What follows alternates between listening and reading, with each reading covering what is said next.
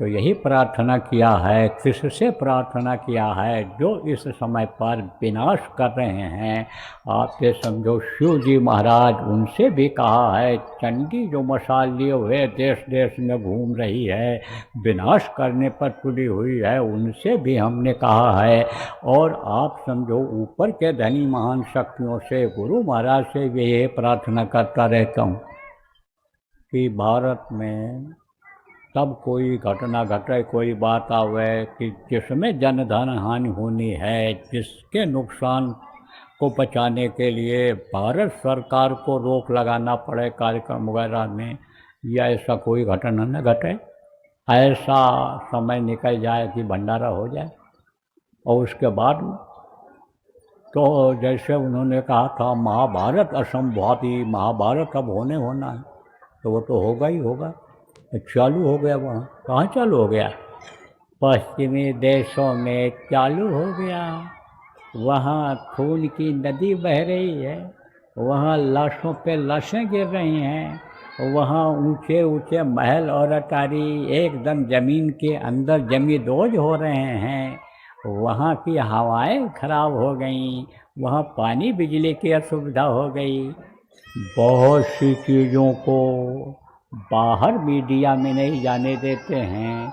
दूसरे देश के जो मीडिया के लोग हैं वहाँ पर, उन पर रोक लगा देते हैं कि हमारे देश की छवि खराब होगी, और यहाँ अगर तुमको रहना है, खाना है, पानी यहाँ का पीना है, तो यहाँ की खबर आप बाहर नहीं भेजोगे, नहीं तो दुश्मनों के साथ जो बर्ताव हो रहा है वही आपके साथ भी होगा। तो जान सबको प्यारी है, तो समाचार तुरंत नहीं आ रहा है, लेकिन हमको मालूम है कि बड़ी हालत ख़राब हो रही है कुछ देशों की, और अभी और ख़राब हो जाएगी।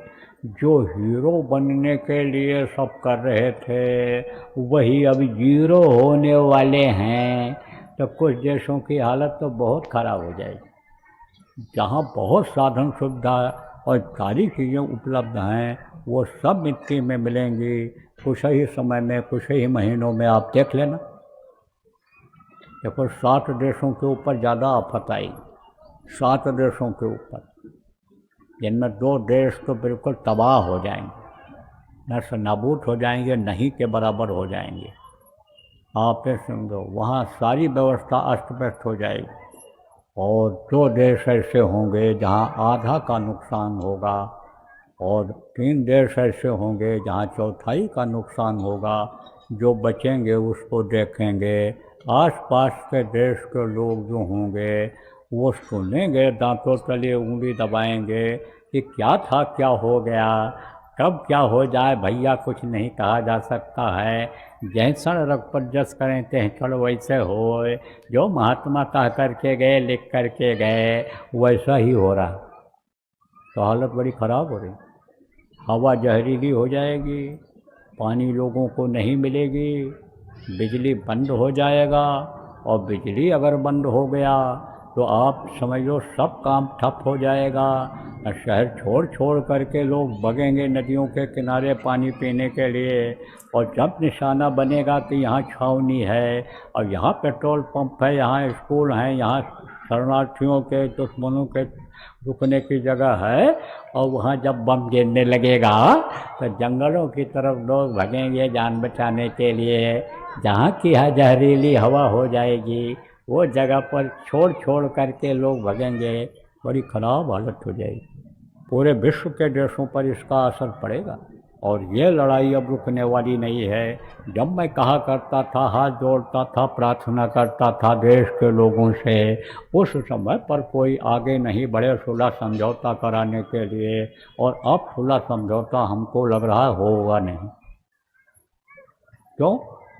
क्योंकि सुलह समझौता का जो कोशिश करेगा सबको एकजुट नहीं कर पाएगा, मेढक तौलना हो जाएगा। मेढक तौलना जानते हो?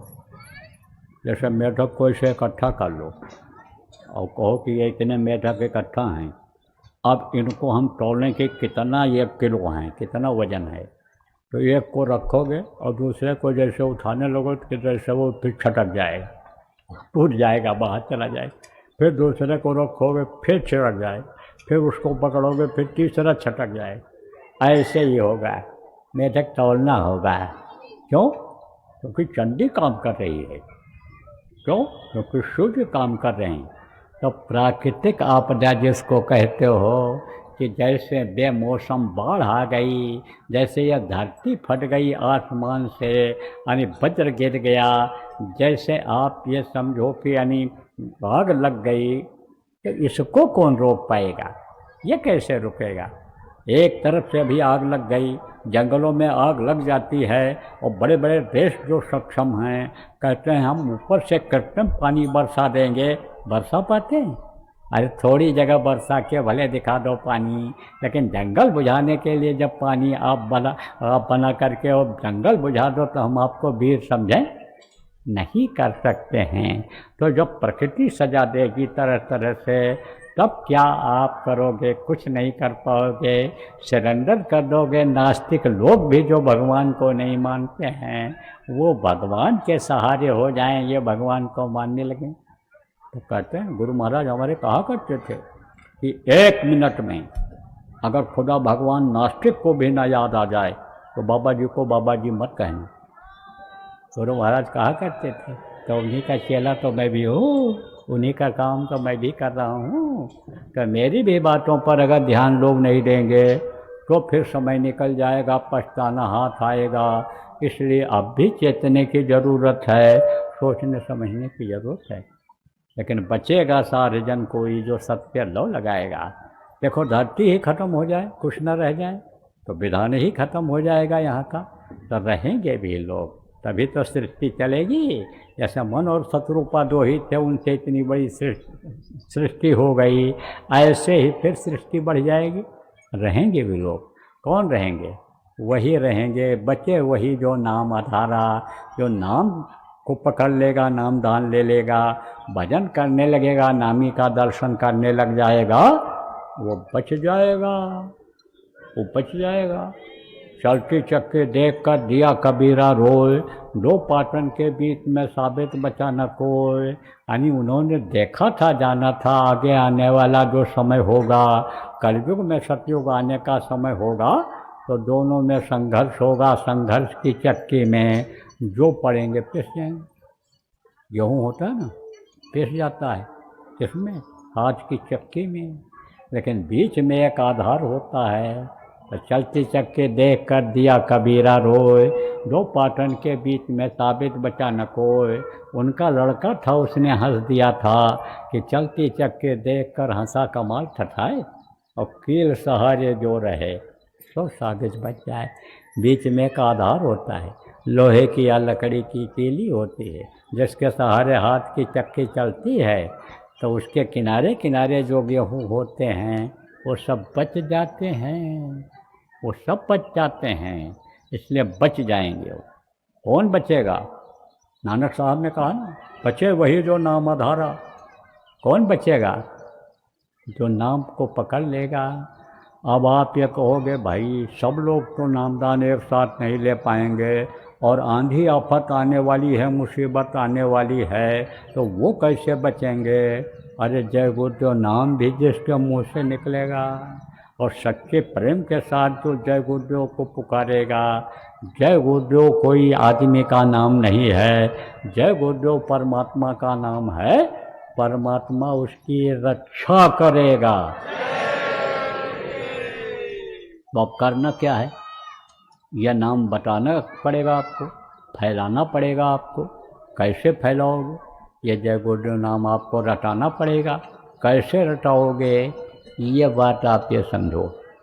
देखो, आप चाहे उधम सिंह नगर के हो, चाहे आप और कोई ज़िला के हो, चाहे आसपास के उत्तर प्रदेश के लोग हो, मान लो आ गए हो यहाँ, आप समझो उत्तराखंड के अन्य ज़िलों के लोग आ गए हो, सबके लिए आपको ये बता रहा हूँ कि उधम सिंह नगर के लोग, आप रुद्रपुर तहसील के, काशीपुर तहसील के, अन्य तहसीलों के जो नज़दीक में पड़ते हैं, वहाँ के ज़्यादा लोग होंगे। तो यहीं अभी आप जलपान करके, कुछ खा पी करके, और यहीं अपनी गोष्ठी कर लो, अपनी मीटिंग कर लो, और जगह जगह के लिए योजना बना लो कि यहाँ पर हम सुमिरन ध्यान भजन का आप समझो शिविर लगाएंगे। 24 घंटे के साधना शिविर लगवा दो जो नामदानी हैं उनके लिए, और जो आप ये समझो कि नामदानी हैं जहाँ ज़्यादा लोग हैं 72 घंटा चला सकते हैं, 3 दिन का 4 दिन का, वहाँ लगवा दो। आप सब कागज़ में लिख करके ड्यूटी बांट दो। और जहाँ कम लोग हैं, संगत ज़्यादा नहीं है, 2 ही 4 लोग हैं सत्संगी, वहाँ पर उनकी व्यवस्था बनवा दो। आप व्यवस्था बना लो।